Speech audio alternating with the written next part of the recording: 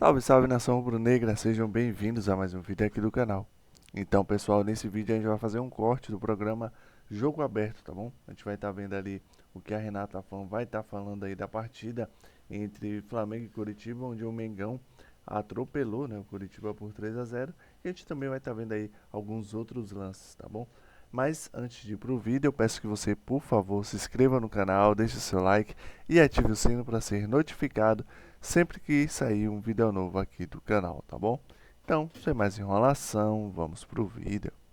A gente aproveita para ver um festival de gols. O Flamengo passou por cima do Coritiba, o Atlético Paranaense ganhou do Mirassol, o Bahia no finalzinho, um jogo maluco também, ganhou do Botafogo, teve empate do Cruzeiro com o Fluminense e muito mais. E o Vasco da Gama em casa.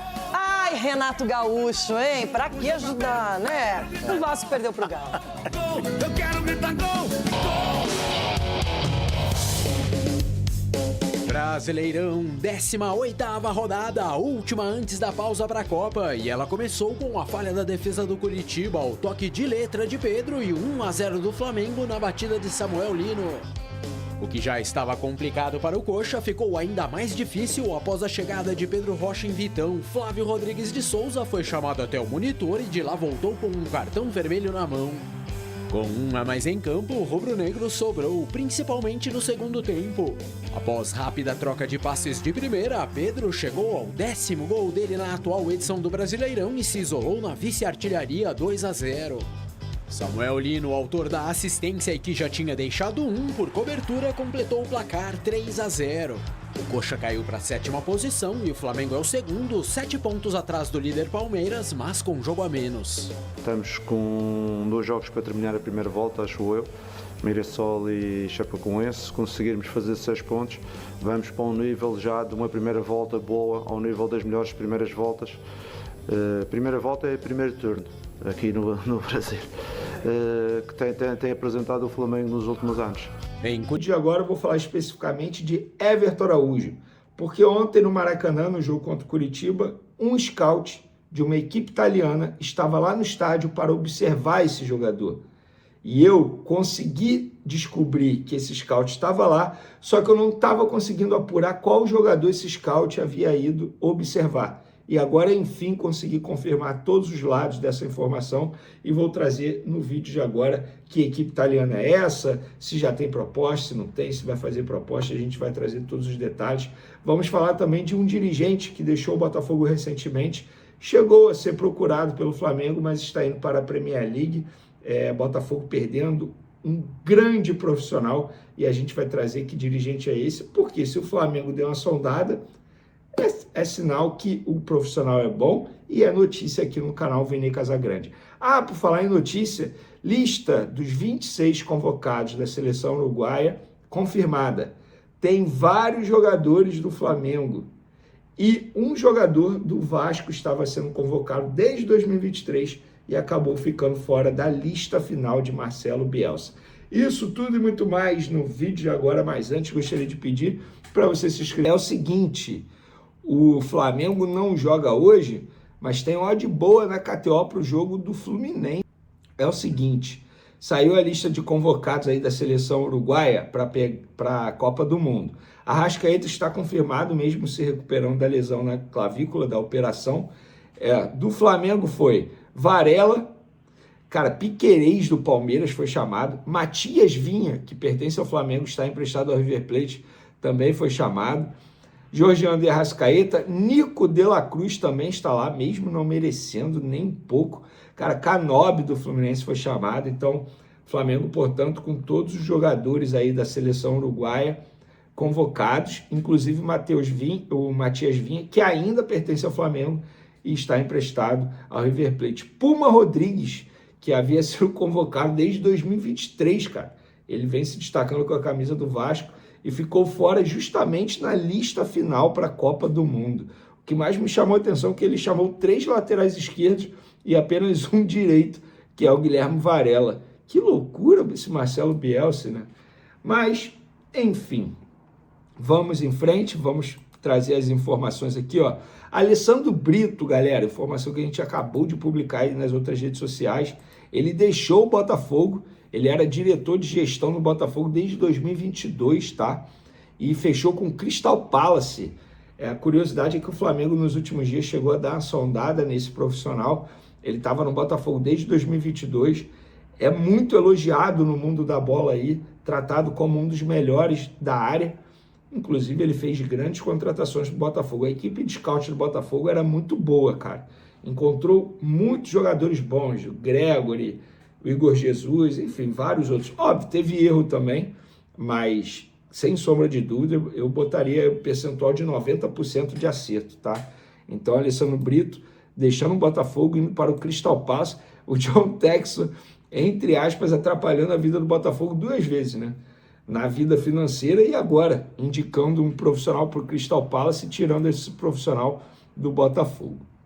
Vamos falar agora do Everton Araújo. Ontem eu estava no Maracanã e no setor que eu fiquei ontem, levei minha mãe, a gente ficou lá no Maracanã mais, fiz esse investimento aí para dar uma moral para Dona Carmen, para não ficar no meio da confusão ali, o máximo de conforto possível, até porque ela me levava na geral antigamente, quando a gente não tinha muitas condições.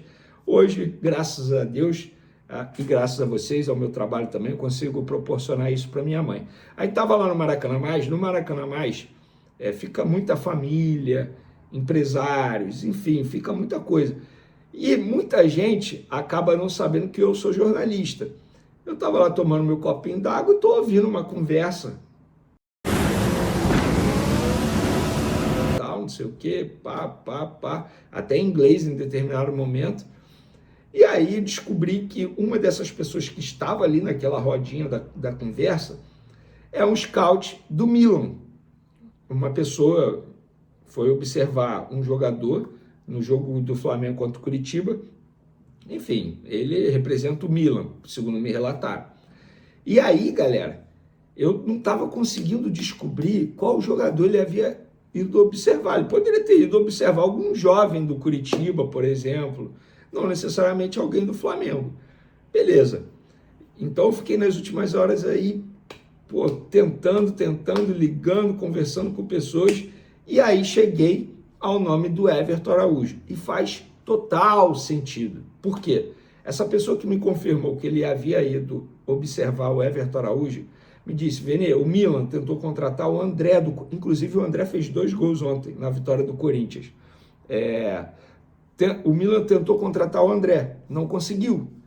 E aí eles estão observando outros jogadores jovens com potencial para tentar a contratação. E o Everton Araújo é um desses jogadores. Cara, o Everton Araújo ele vem jogando muita bola na temporada 2026. Não sei, a gente pode até debater se ele se encaixa ao estilo de jogo do futebol italiano ou não. Eu acho que se encaixa, tá? A gente pode debater muitas coisas. O que a gente não pode debater, que tem que ser unanimidade, é o Everton Araújo hoje é titular na equipe do Flamengo, pelo menos eu acho isso, e ele tem um grande potencial e vem crescendo bastante com o Leonardo Jardim. A 18ª rodada do Campeonato Brasileiro, a última rodada da parada para a Copa do Mundo. Agora, jogadores do futebol brasileiro entram de férias, cada clube estabeleceu um período de férias. O Flamengo, vocês já sabem, férias até o dia 19 de junho, quando o time se reapresenta no Ninho do Urubu, faz alguns dias ali de exame e tal, e depois viaja para Portugal, local que a equipe vai fazer a intertemporada. Inclusive 3 amistosos estão previstos, um deles diante do Benfica, que é um grande clube do futebol português e também do cenário europeu. Bom, chegou ao fim a 18ª rodada e a gente tem muita coisa para falar. Eu não vou deixar de falar como a arbitragem ontem prejudicou o Flamengo. Eu falo ontem, embora o Flamengo não tenha entrado em campo ontem, mas a torcida do Flamengo estava para a Chapecoense e a Chapecoense foi muito prejudicada. Poderia ter conseguido um empate diante do Palmeiras dentro do Allianz Parque, mas a arbitragem novamente fazendo o seu showzinho, prejudicando a Chape e, consequentemente, o Flamengo. Porque se a arbitragem tivesse feito aquilo que deveria ter sido feito, a história... Você é o melhor chefe que essa empresa já teve. A distância entre o Flamengo e o Palmeiras seria menor na tabela do Campeonato Brasileiro. Vou falar sobre isso. Tem também convocação da seleção equatoriana. E aí, Gonzalo Plata vai? representante do Flamengo. A gente vai contar aqui isso tudo e muito mais no vídeo de agora, mas antes, gostaria de pedir para você se inscrever no canal, soltar o dedo no like, ativar a notificação e compartilhar esse vídeo com os amigos, com as amigas, e assim o canal Vene Casagrande vai crescendo cada vez mais. Primeiro vídeo dessa semana, que eu espero que seja uma semana maravilhosa para todos nós, muita paz, muita saúde para vocês. Vamos para cima, começo de mês também, isso é importante. Eu particularmente amo o mês de junho, festa junina, eu gosto. Teoricamente é aquele friozinho aqui no Rio de Janeiro. Enfim, dito isso, galera, vamos lá. Quero falar também da seleção brasileira, que jogou ontem no Maracanã, um público para mais de 71 mil pessoas. Gente, vou ser muito sincero, o placar elástico, 6-2, não muda nada do que eu penso em relação à seleção brasileira. Também se vencesse só por 1-0 não ia mudar nada do que eu penso em relação à seleção brasileira. Se perdesse o jogo também não ia mudar nada o que eu penso em relação à seleção brasileira. O que eu penso? Continuo achando que a seleção brasileira vai ter muito trabalho na Copa do Mundo se quiser de fato ser campeã e conseguir o Hexa. Acho que na estreia, olha eu falando de Flamengo, a seleção brasileira vai ter um grande problema pela frente. Marrocos, estreia, frio na barriga, enfim, isso tudo conta. Marrocos é o melhor time depois da seleção brasileira no grupo da seleção. Com certeza não vai ser um duelo fácil para quem acha que vai ser um jogo fácil. Destaque no jogo, Vinícius Júnior marcando um golaço, ele voltando a ser o camisa 7. Lucas Paquetá, representante do Flamengo, também marcando o seu gol. A gente pôde ver o Danilo, jogador do Botafogo, que o Flamengo tem interesse também, fazendo seu golzinho. Ryan fazendo gol. Gente, o torcedor vascaíno, olha só, não me leve a mal não, mas o Ryan não é mais jogador do Vasco, tá? Corta esse cordão umbilical aí, porque parece que o Ryan é jogador do Vasco. Não, o Ryan é jogador do Bournemouth, da Inglaterra, tá? Não é mais jogador do Vasco. Muita gente falando, gol do Vasco. Não foi gol do Vasco. Se for assim o Vinícius Júnior, é gol do Flamengo? Embora ele seja cria do Flamengo, não, é gol do Real Madrid, pô. Pô, corta esse cordão umbilical. Mas apesar que o vascaíno, ultimamente, vou te falar, eu avisei. Vocês pagam alto salário pro Renato Gaúcho. Abrir mão da Sul-Americana, nem viajar. Priorizar o Campeonato Brasileiro, chegar na parada para a Copa do Mundo na zona do rebaixamento, e na Copa do Brasil teve sorte porque pegou o Paysandu, porque o jogo em São Januário o Vasco ainda teve dificuldade. É inacreditável, cara, mas eu avisei. E tem vascaíno que ainda defende o Renato, eu não sei como. Eu vejo a entrevista coletiva do Renato, parece que ele é o hobby dele ser treinador de futebol, não é mais profissão, é hobby, porque parece que é hobby. De fato, o cara parou no tempo, cada declaração, mas enfim, dito isso, galera, falei do Vasco, que o Vasco perdeu para o Atlético Mineiro dentro de São Januário, 1-0, nossa, um jogo muito ruim de assistir, e tá aí na zona de rebaixamento, nessa parada para a Copa do Mundo. Vamos lá, ontem o Palmeiras pegou a Chapecoense, venceu por 1-0, a Chapecoense conseguiu empatar no fim do jogo, e o gol foi mal anulado, e na minha concepção, assim, muito mal anulado. Foi um negócio constrangedor. Foi muito feio o que aconteceu ontem dentro do Allianz Parque. Foi assim, gente, o futebol brasileiro. E eu não acho que a arbitragem gostaria de ajudar o Palmeiras, prejudicar a Chape, e com isso prejudicar o Flamengo. Eu não acho isso. Eu acho que a arbitragem é ruim mesmo. É muito fraca a arbitragem do futebol brasileiro, é horrível. É você torcer para a arbitragem não errar contra o seu time, porque ela vai errar. Ela, o VAR, alguém vai errar. E ontem erraram feio contra a Chape. E depois deram um pênalti para a Chapecoense, que na minha opinião não existiu pênalti. Sabe o que parece? Beleza, a gente sabe que errou aqui nessa anulação do gol, então vamos lá, vamos dar um pênalti aqui para a Chape. Aí o cara vai lá, perde, acerta travessão, beleza. Mas se tivesse sido o gol da Chape antes, nada disso teria acontecido. Mas a Chape foi prejudicada e isso precisa ser dito, não pode passar batido. Na entrevista coletiva, o Abel falou e tal, não sei o quê, e eu concordo com ele. Ter acontecido essa rodada foi um absurdo.